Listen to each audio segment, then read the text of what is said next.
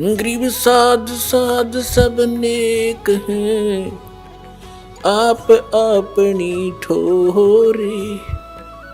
जो सतलोक ले जाएंगे वो साधु कोई और।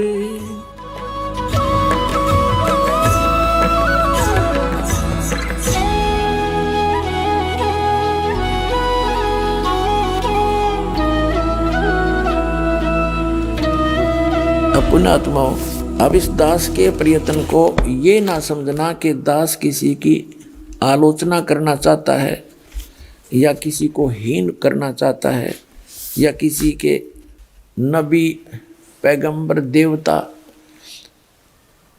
की कोई मान हानि करना चाहता है। दास ये चाहता है कि हजरत मोहम्मद एक नंबर के पुण्यात्मा थे और ये फंस गए इस काल ब्रह्म के। इस काल ब्रह्म ने डरा धमका के इसको जो साधना बताई, 5 वक्त की नमाज, अजान जो परमात्मा को पुकारने का बंग बोलते हैं, 5 वक्त की नमाज और रोजे, ये 3 साधनाएं बताई और इनको डट कर करा करते थे वो।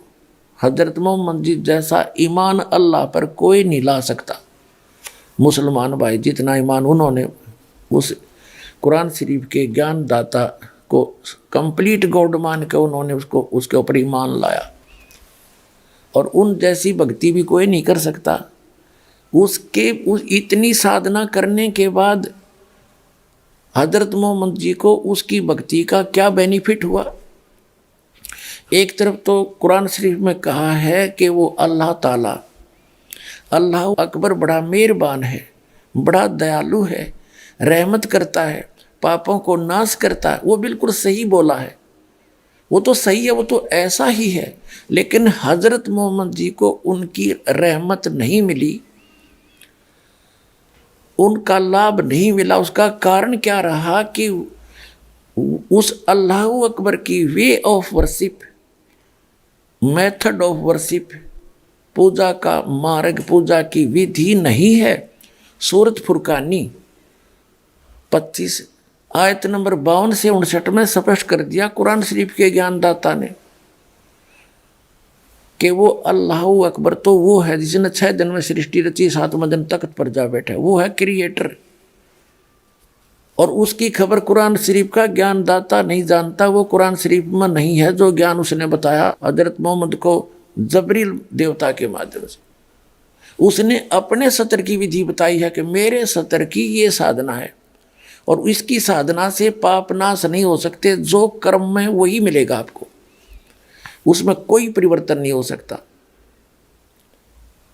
और यही गीता ज्ञानदाता 8वें अध्याय के 13वें श्लोक में कहता कि मेरा जो मंत्र है ओम इति एकाक्षरम ब्रह्म व्यवहारण माम अनुस्मरण ये प्रयाति तजन देहम सयाति परमाम गतिम, कि मेरे सतर का, मेरी पूजा का केवल एक ओम अक्षर है, नथिंग एल्स।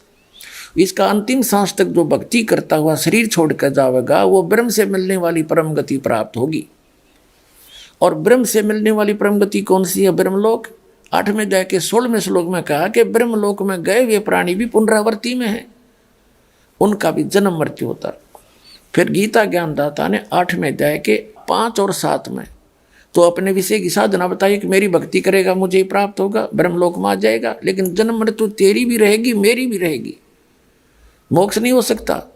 और जैसा कर्म करेगा वैसा फल भी मिलता रहेगा। लेकिन 8वें अध्याय के प्रथम मंत्र में अर्जुन ने पूछा कि किम तत् ब्रह्म, उसका उत्तर दिया 8वें अध्याय के 3रे श्लोक में गीता में कि वो परम अक्षर ब्रह्म है। तो 8वें अध्याय के 5 से 7 तक तो अपनी विधि बताता गीता ज्ञानदाता, और उसके विषय में इसने बता दिया जन्म मृत्यु तेरी भी रहेगी मेरी भी रहेगी, यहाँ शांति हो नहीं सकती, युद्ध तो करना ही पड़ेगा। और युद्ध करना तो वहाँ शांति कहाँ। इसलिए 18वें अध्याय के 66वें श्लोक में कहा कि तू सर्वभाव से उस परमेश्वर की शरण में जा, उसकी कृपा से ही तू परम शांति को और सनातन परम धाम को प्राप्त होगा। मेरी शरण में रहेगा तो शांति नहीं हो सकती। यहाँ तो आपने दुख है भाग में तो दुख भी भोगने पड़ेंगे, और सुख है तो तेरे भाग का सुख भी मिलेगा। उसके लिए ऑप्शन छोड़ दिया है कि तत्वदर्शी संतों को पूछ, मैं नहीं जानता उसकी भक्ति विधि।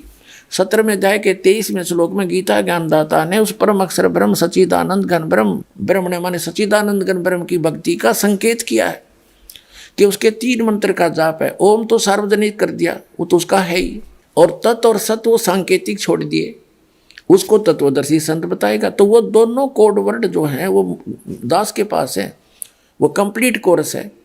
तो उसकी भक्ति 8वें अध्याय के 8, 9, 10 श्लोक में बताया कि सच्चिदानंद घन ब्रह्म की भक्ति करेगा तो उसको प्राप्त होगा। 8वें अध्याय के 5 और 7 में कहा कि मेरी भक्ति करेगा तो मुझे प्राप्त होगा। ब्रह्म की साधना करने वाला ब्रह्मलोक में जाएगा। गीता अध्याय नंबर 8 के श्लोक नंबर 16 में स्पष्ट कर दिया है कि ब्रह्मलोक पर्यंत सभी पुनरावृत्ति के अंदर है। तो उसने स्पष्ट कर दिया है कि उस पूर्ण परमात्मा की साधना से मैं परिचित नहीं हूँ और मेरी भक्ति करेगा तो ऐसे ही कष्ट भी होंगे, तेरे भाग में सुख है तो सुख भी होगा, तो ये दोनों मिलते रहेंगे। और परम शांति चाहिए तो तुझे सब पापों का नाश चाहिए तो परम अक्षर ब्रह्म की शरण में चला जा। उसके लिए तत्वदर्शी संत की खोज कर ले। तो वो तत्वदर्शी संत ये दास रामपाल दास सतलोक आश्रम पर वाला जिला है, हिसार हरियाणा में, भारत के अंदर है।